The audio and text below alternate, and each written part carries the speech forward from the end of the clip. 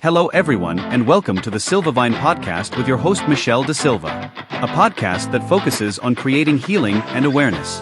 In today's episode, Michelle is joined by Lisa Heacock. Lisa, a breast cancer survivor and holistic life coach, shares her journey of resilience and healing. Let's dive into today's episode. Hello, everybody, and welcome back to the Silvavine podcast with me as your host, Michelle De Silva. Joining me today is Lisa Heacock. Lisa is an international certified and accredited life coach, grief coach, certified grief educator, inspirational speaker, and an international best-selling author. Lisa hosts her own podcast called Because We Love, and Lisa is also a breast cancer survivor. So welcome, Lisa, and thank you very much for coming on today. Thank you. It's great to be here.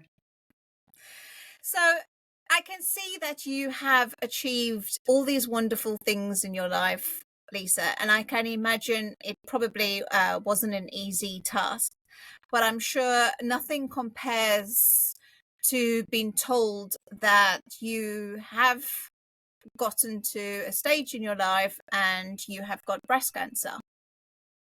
Yes. I had, you're right.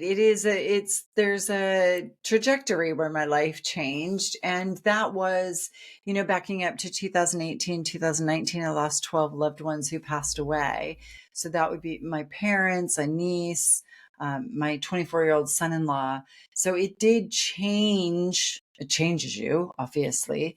And so I had these tools.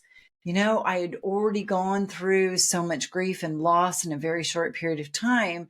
So when I had my very first mammogram, and then I got the letter, and it was like there was just something I just knew. And everybody was like, it's fine, it'll be fine. And I thought, I just have this feeling. And so I started pulling all those tools out of my tool belt that I had used previously. So for me, it was extreme. It was shocking to a certain degree. But again, there was just this sense of just knowing, like, I don't know what it is. Even my girls said, I remember when we were younger, like not young, but like teenagers. And you said, if you're ever faced with breast cancer, you want a mastectomy, you want to get tattoos. And I said, did I say that? And they're like, yeah, it was just the strangest thing. Oh, wow. So you're even remembering back to a conversation that you had about it. Yeah. And I don't remember it, but my girls definitely remember me saying that. But I was very focused, and it was like, I knew if I was ever going to have this diagnosis, like I knew what I wanted already as far as a decision.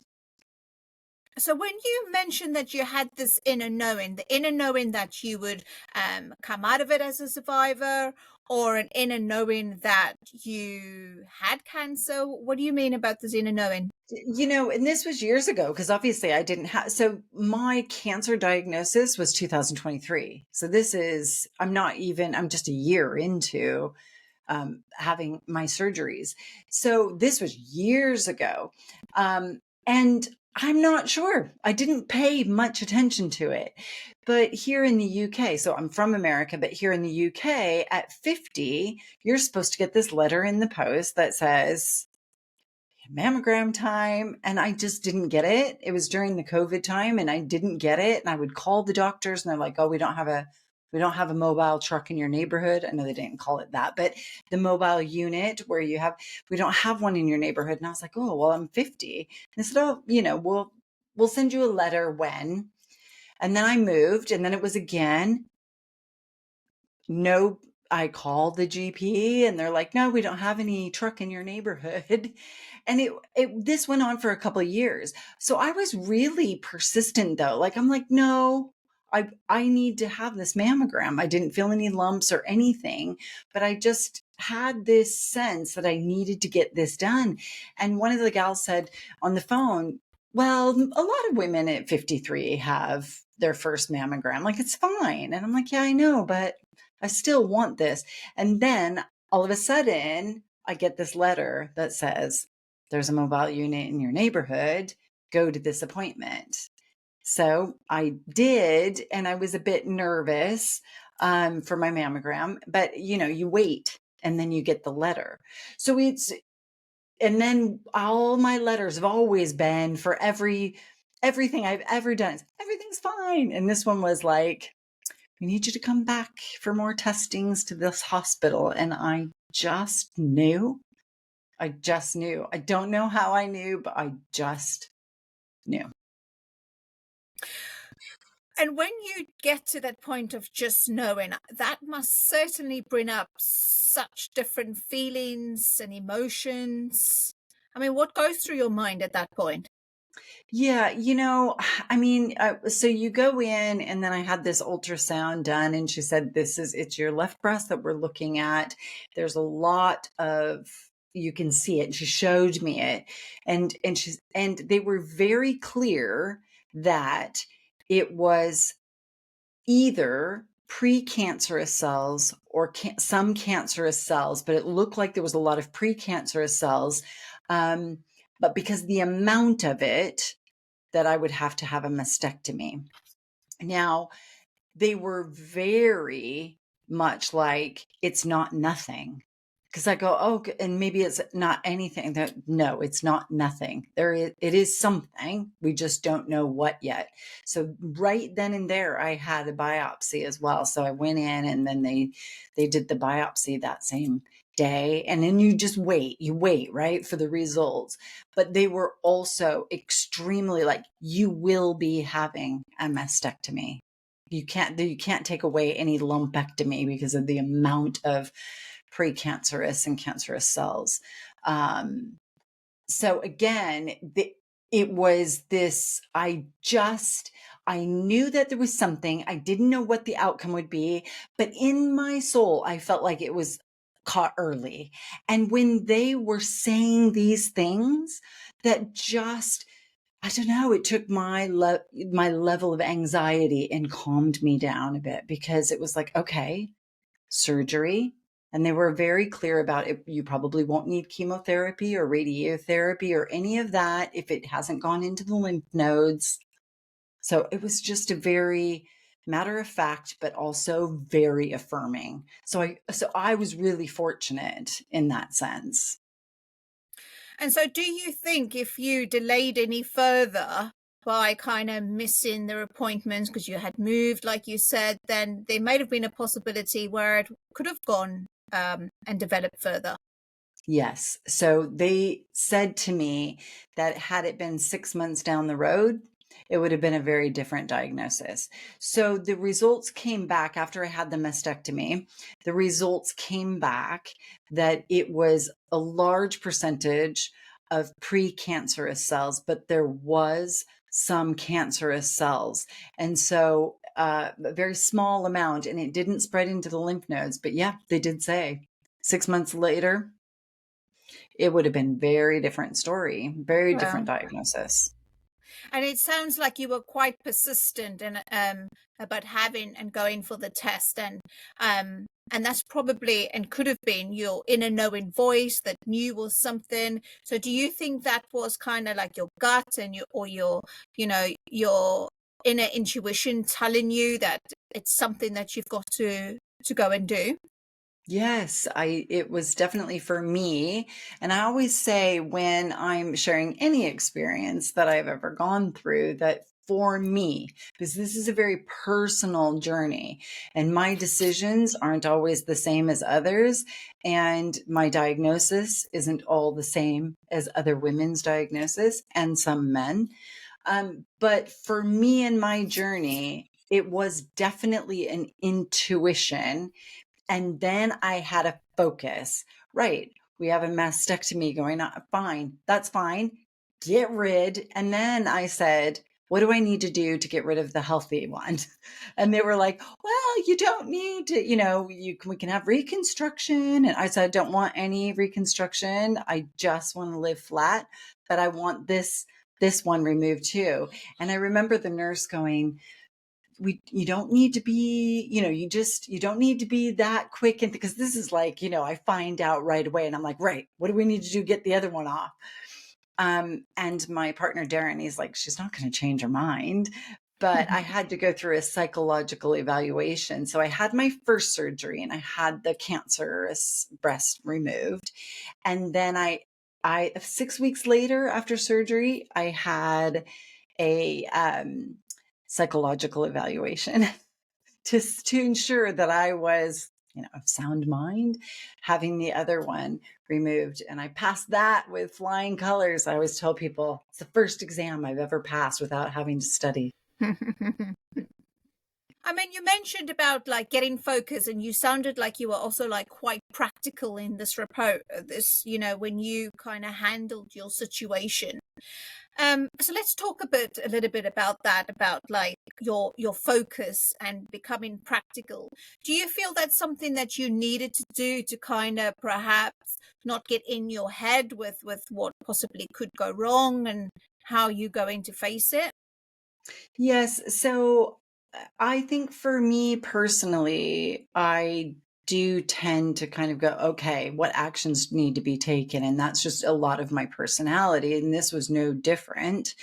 But I also feel as if that kind of focus did take my mind off of the, oh my God, what if this and what if it spreads and what if it, because to be fair, when you're sitting in an office and a consultant says cancer, the battle, even if you're clear and they go, yep, nothing spread, you're all good, see you later, like, oh my God, what is that like, what is that pain in my, you're constantly, not constantly, but you can start to go down this rabbit hole of like, what is that pain? Could that be something else? Yeah.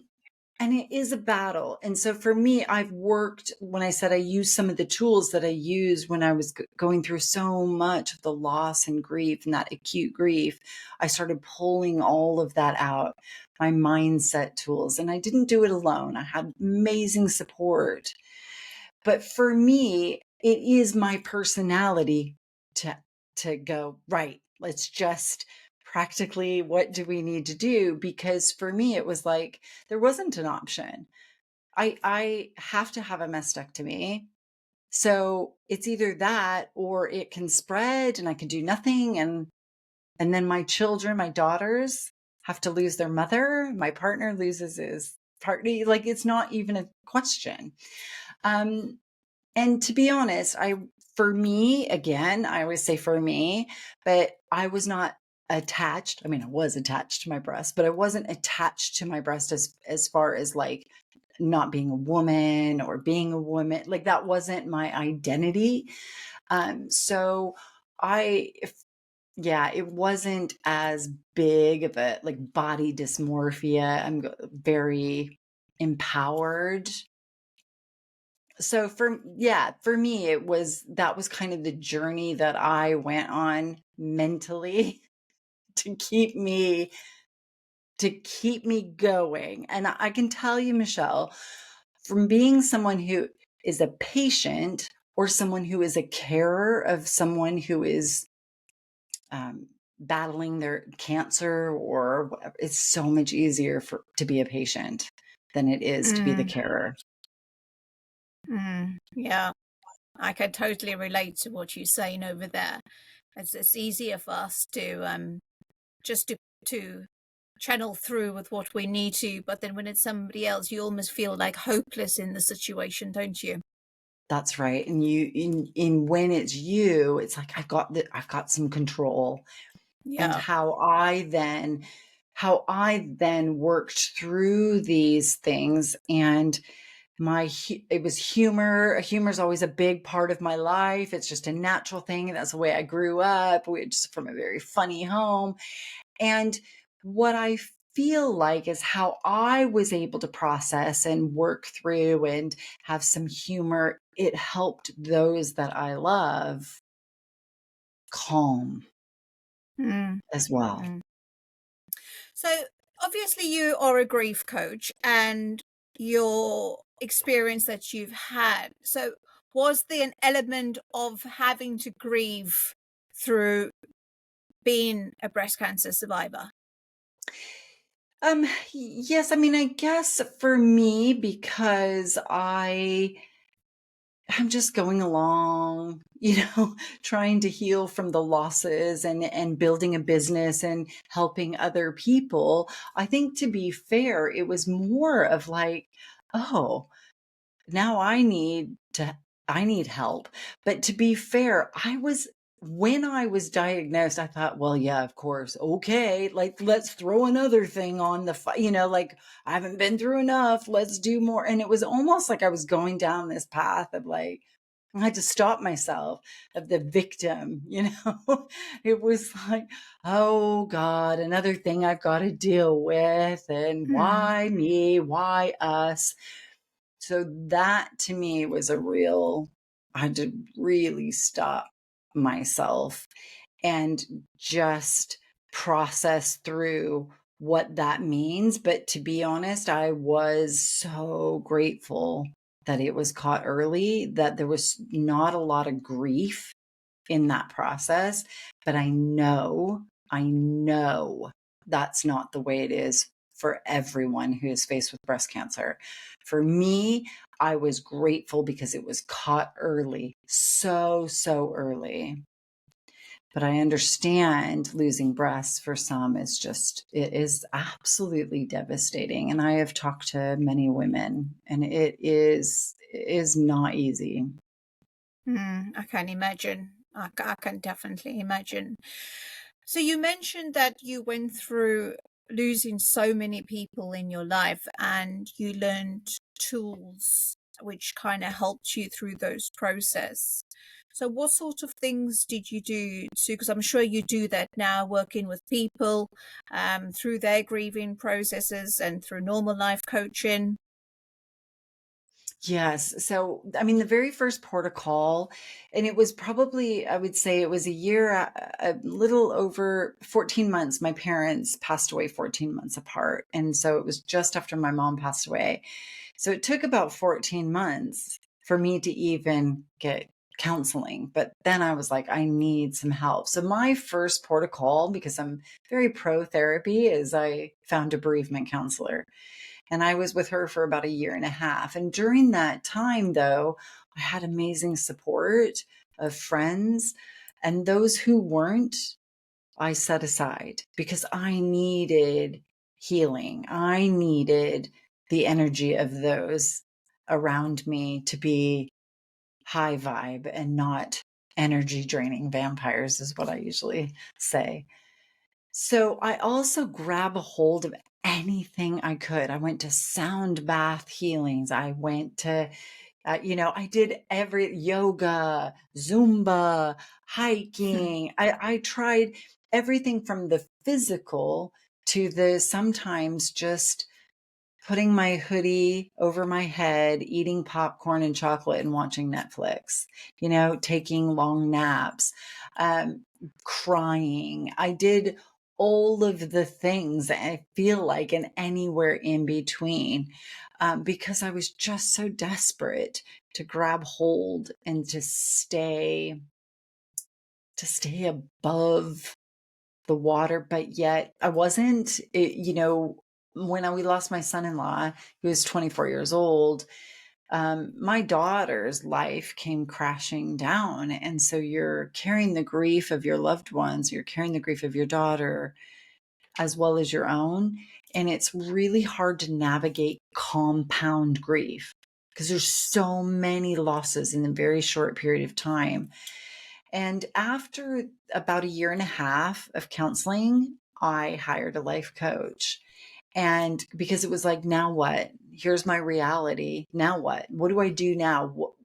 Life is short and fragile. And I just want to live as much of it as I can. And I hired a wonderful life coach. And I thought, this is what I want to do. This is what I want to do. I want to help people because I have the lived experience. So then I went through all the schooling and the accreditation and all of that. So you also mention about resilience And I'm sure having to go through the situation that you do, you probably naturally acquire, or you realize that you didn't know how resilient you actually are. I mean, how do people navigate and gain resilience?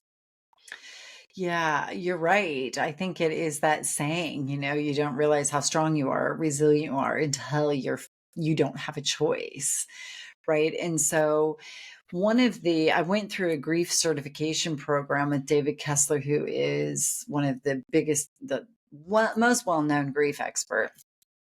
And he said that statistically, there's been research that if you come from a home where you're loved and supported and it's, a very positive environment, when things happen, even later in life, those who have had that experience tend to process things a bit better, maybe not better, but they do end up, the healing process is something that is not as difficult to navigate because they have the support, they had the tools growing up. Someone who comes from a home where it's broken or dysfunctional or toxic have a harder time navigating pain as an adult because of childhood trauma. Well, I didn't have the childhood trauma. I was very fortunate. And so therefore I had some tools, I think, in my DNA and the thing in my nature versus nurture that coming from that home, I had this resilience. And then I didn't do it alone. I had therapists and professionals and friends. And one thing I think as you start to build your resilience, as you understand that grief is very lonely road. Facing cancer can be a very lonely road, but you should not do it alone. It is very hard to do these things alone. And so therefore, find your people, find your professionals, find anybody who can help get you from this place to that place, moving you forward, moving you through that muck and mire of grief. And just give yourself permission to just feel all these horrible feelings. And as you go down into that, you then move it through it. And then your head starts to lift a little bit. And that's when you start to go, you know what, I can do this. And if you've got the people to kind of help lift you up, then you realize I am very resilient. I can do this thing. I can live fully and grieve fully. And those two can coexist.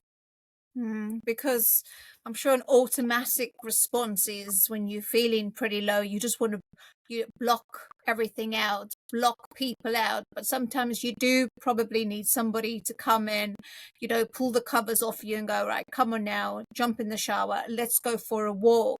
Because it's just that shift in, the energy, that shift in just having somebody else and forgetting for a moment or two, I suppose helps if you do have that support system to have somebody to come in and drag you out of bed on the days where you don't feel like coming out. Of course, there are times where you can equally stay in there and be okay, but I do think having that support system where, like, come on now, let's go and do this, makes such a big difference. Yes, it is absolutely crucial. And when someone says, well, let me know what you need when you're grieving, or even you're going through surgeries and recovery, you don't know what you need. Sometimes you just have literally no idea what you need. So I always say to people, the normal things that you do every day, that normal going to the grocery store, cleaning, feeding your children, taking your dog for a walk, whatever it is that you do normally, it is extremely difficult for those who are grieving or recovering from any kind of traumatic event or surgeries. Do those things. I'm going to the grocery store, I'm going to the shop. can I get you some milk? Can I get, it's any of those things? Because really, like you said, like just going into the shower, brushing your teeth sometimes is so much effort. Going into a shower, it's like, oh my God, this is exhausting. I need to go back to bed because you're grieving. And so you're right. Just allowing yourself to feel the things that you feel and surrounding yourself with loved ones that are supportive, and that is crucial. I think the thing about having professionals, coaches or therapists or spiritual coaches or whatever it is that you choose that's best for you, is there a third party person who's not emotionally attached. And I think that that is really important, because while you need the friend to go and come on, let's go, you also need somebody who isn't attached to the situation, who can then help you. They've got the tools, but then they also aren't going to say necessarily the things that, your friends might say, because they don't want you to hurt. They don't want you to feel this thing. And a therapist or a coach, they just let you feel it all and say it all. And the things that you would normally hold back. I mean, going through the cancer journey, there's things that I wouldn't necessarily say to my children or to my partner or to my friends, because we're always trying to like make sure everybody else is okay, and we Yeah. have to somehow hold their emotions too. It's Yeah. exhausting if we do that. Yeah. Yeah. It's something, whereas sometimes your friends and family can become a little bit insensitive. I'm sorry, sensitive to a lot of things, where external is insensitive to what they say, because they're always trying to move you to a place of looking at your potential and moving you into a direction of happiness and to move you out. Whereas sometimes family and friends don't always know That's to say right. the correct things, and then we often get irritated by them. Why did you say that? You just made it Yeah. worse. Yeah, but because they're friends or family, we just like say what we think too. And it really is. And that is so, so important it was a question I get asked a lot. Like, my friend's dad passed away. What do I say or do? Or, fill in the blank of somebody who's passed away and or facing cancer or what. But with the loss of loved ones through death, I then took my own experience of clients, as well as done some research and just put a short guide together of kind of some of the do's and don'ts. Like, first of all, what is loss? Because like you said, with grief, with my surgeries, losing breasts, losing a job, losing your identity, losing your faith, or moving to a different country, or any divorce, all of these things they're a loss. And so there's grief when there's loss, right? And I thought, what is grief? What are some of the different types of loss? And then what are some of the do's and don'ts? Like, what not to say? What not to say to somebody? And I didn't put this in there because this was before I had my breast cancer diagnosis, but I was doing a masterclass, ironically, on this very topic, like what not to say, the do's and don'ts, and how to support a loved one who's grieving. And at the beginning, I talked about all my loss very briefly. Here's the losses, here's who I am, and here's why I do what I do. And I've just been recently diagnosed with breast cancer. Go through this whole thing of what not to do, what not to say, how to ground yourself, grounding techniques. Okay, thank you very much. Masterclass over. One of the women in the class said to me, oh, just make sure that you're eating a lot of mushrooms. Like, I need to eat a lot of mushrooms. And also because you need to take this supplement, because the cancer could be metastasizing somewhere else in your body. And I just thought, okay, Well, clearly she was a D student, not an A student, then, was she? yeah, she was not listening to like what not to say. And I thought, maybe I should create another free resource of what not to say to somebody. I got off the call. I just thought, okay, well, that's something not to say to somebody who has had cancer in their body. Like, you don't say that.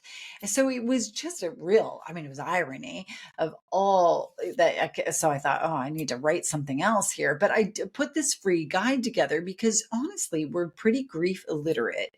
We try, I think we're getting better, but it's just some of those practical things that you can do or not do to help somebody move them forward instead of even further back than where they're at.